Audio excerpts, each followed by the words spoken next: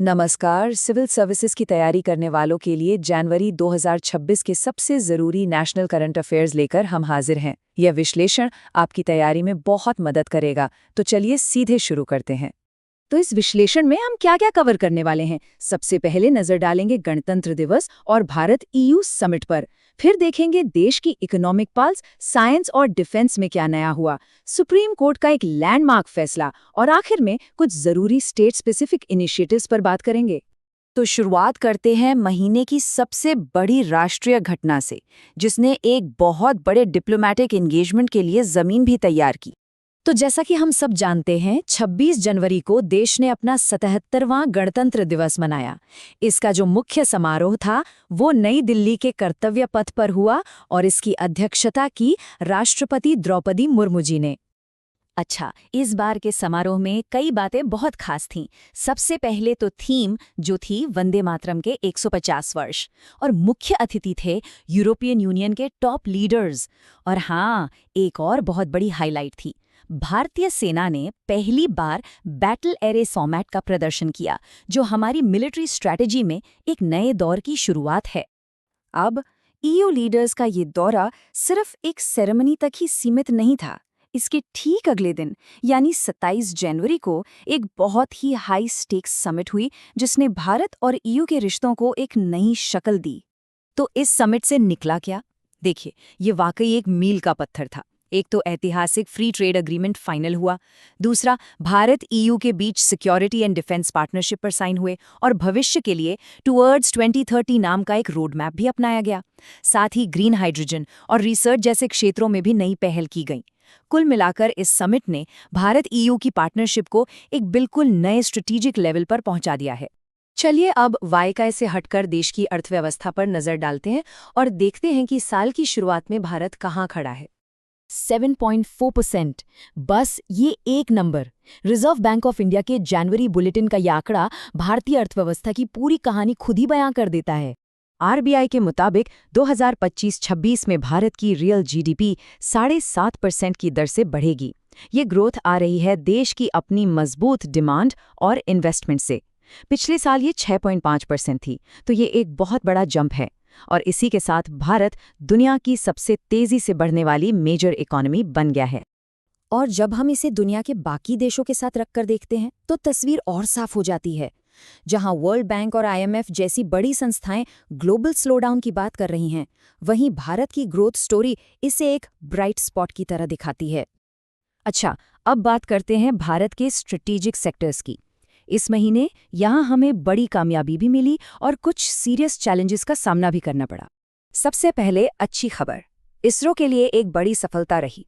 2025 के आखिर में LVM-3 M6 रॉकेट ने ब्लू बर्ड ब्लॉक 2 को लॉन्च किया, जो भारत का अब तक का सबसे भारी सैटेलाइट है।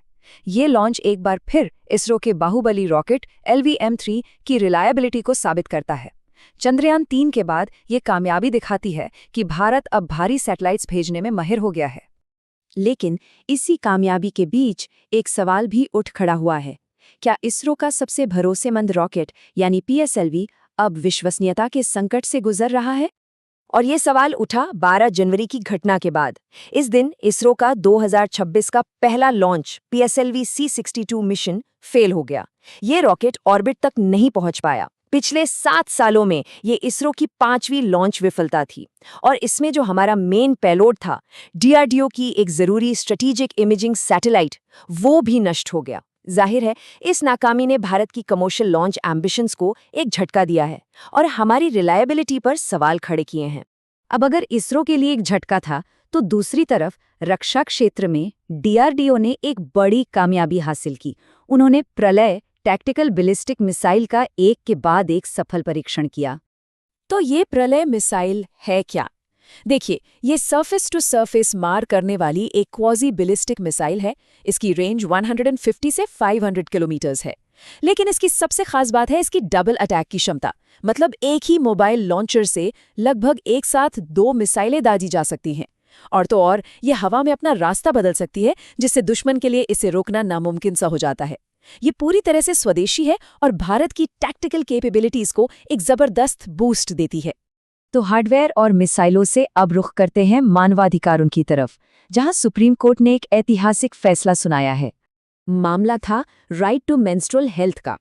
डॉक्टर जया ठाकुर बनाम भारत सरकार केस में सुप्रीम कोर्ट ने यह साफ कर दिया कि मासिक धर्म स्वास्थ्य का अधिकार हमारे संविधान के आर्टिकल 21 के तहत दिए गए जीवन के अधिकार और मानव गरिमा का ही एक जरूरी हिस्सा है।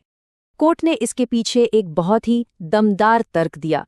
कोर्ट का कहना था कि शिक्षा का अधिकार तब तक अधूरा है जब तक लड़कियों को मेंस्ट्रुअल हाइजीन की सही सुविधाएं न मिले।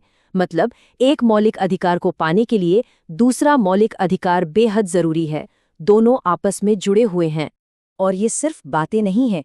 इस फैसले को जमीन पर उतारने के लिए सुप्रीम कोर्ट ने केंद्र और राज्य सरकारों को बिल्कुल साफ निर्देश भी दिए हैं, जैसे सभी सरकारी और रिहायशी स्कूलों में मुफ्त सैनिटरी पैड देना और लड़कियों के लिए अलग और चालू हालत में टॉयलेट्स बनवाना। चलिए अब आखिर में कुछ राज्य विशेष की जरूरी पहलुओं पर नजर डालते हैं जो बीपीएससी और जेपीएससी जैसी परीक्षाओं के लिए बहुत महत्वपूर्ण है। सबसे पहले बात बिहार की।